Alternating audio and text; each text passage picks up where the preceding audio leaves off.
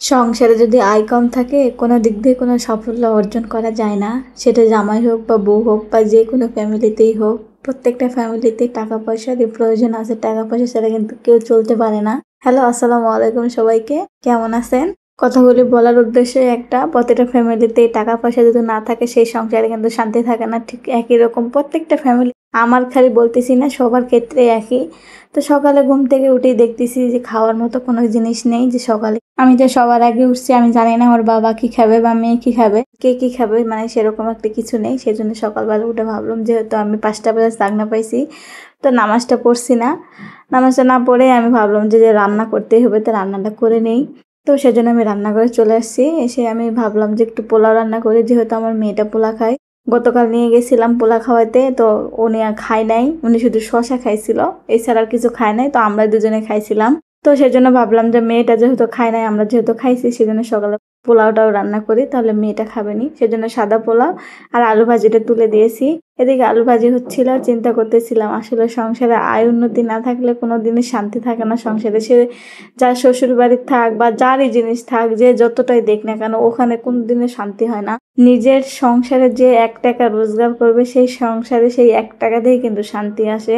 সব ছেলেরা কিন্তু এটা বোঝে না। তারা মনে করে সবাই দিবে, সবার থেকে নিব, চলবো, ফিরবো, খাবো, এটাই তো শান্তি।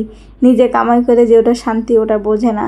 আসলে বোঝার সবাইকে তৌফিক দান করুক। এদিকে আমার আলু ভাজিটা কিন্তু হয়ে গেছিলো, পোলাওটাও প্রায় হয়ে গেছে। সেজন্য ও খাবে, উঠে গেছে 7:30 বাজে, এবং খাই দায় অফিসে যাবে। তো সেজন্য একটু বেশি করে রান্না করছিলাম যেন নিয়ে যেতেও পারে। তো এই যে আমি টেবিলে সব দিচ্ছিলাম আর চিন্তা করতেছিলাম। আজকে মনটা আমার এত খারাপ ছিল, হয়তো বা বিশ্বাস করবেন না বলে। একটা যে কোনো কারণেই সবার সংসারে কিন্তু একটা অশান্তি হয় বা মন খারাপ থাকে। কিন্তু যার যতটাই থাকুক না কেন, স্বামীর থাকলেও একটা মেয়ের লাভ নাই, বাবার থাকলেও একটা মেয়ের লাভ নাই, শ্বশুরের থাকলেও লাভ নাই, বা কোনো আত্মীয় স্বজনের থাকলেও কিন্তু লাভ নাই। আপনি কি করতেছেন? আপনার হাতে যদি 1 টাকা থাকে, এটাই সোনা। আর আপনার হাতে টাকা নাই, কারোর টাকাই আপনার না। যতক্ষণ একজন দিবে আপনাকে, ততক্ষণ কিন্তু, আর যদিও দিবে একটা কারণে কিন্তু দিবে, কেউ অকারণে কাউকে কিন্তু কিছু দেয় না। তো এগুলো ভাবতে ভাবতেই আসলে রান্না বান্না সব শেষ করা হলো। তারপরে আমি ভাবলাম যেহেতু রান্নাঘরে আমি ওই জায়গায় ময়লার ডিব্বাটা রাখি, তো ময়লার ডিব্বাটা একটা গাছ রাখলে ভালো লাগবে। তো সেজন্য এই গাছটা আমি আগে থেকে বারান্দায় লাগাই রাখছিলাম। তো আমি গাছটা নিয়ে আসলাম, নিয়ে এসে আমি অনেক কষ্ট করে খুললাম। যেহেতু এই গাছটার অনেক শিকড় হয়, সেজন্য খুলতে একটু কষ্ট হয়েছিল। তো সমস্যা নেই, কষ্ট না করলে তো কেষ্ট পাওয়া যায় না, কথায় আছে। তো গাছটা কিন্তু আমার খুব ভালো লাগে। আমার বাসায় কিন্তু অনেক গাছই আছে। কে কে পছন্দ করেন অবশ্যই কিন্তু কমেন্ট করে জানাতে পারেন। তো গাছ লাগাইলাম, তো পানি দিব না সেটা কখনো হয়, আলহামদুলিল্লাহ কিন্তু গাছটা লাগানো হয়ে গেছে। তো ওইদিকে আমি ময়লার বালতিটা সরাই দিলাম, দিয়ে ওখানে আমি গাছটা রেখে দিলাম। দিয়ে এখন চিন্তা করতেছি, যেহেতু আমার টবটা যেহেতু বেঁচে গেল, যেহেতু মানি প্লান্ট ওটার মধ্যে ছিল, মানি প্লান্টগুলি ফেলে না দিয়ে আমি এটার মধ্যে একটু লাগাই রাখি, তাহলে রান্নাঘরে রাখলে দেখতে সুন্দর দেখা যাবে।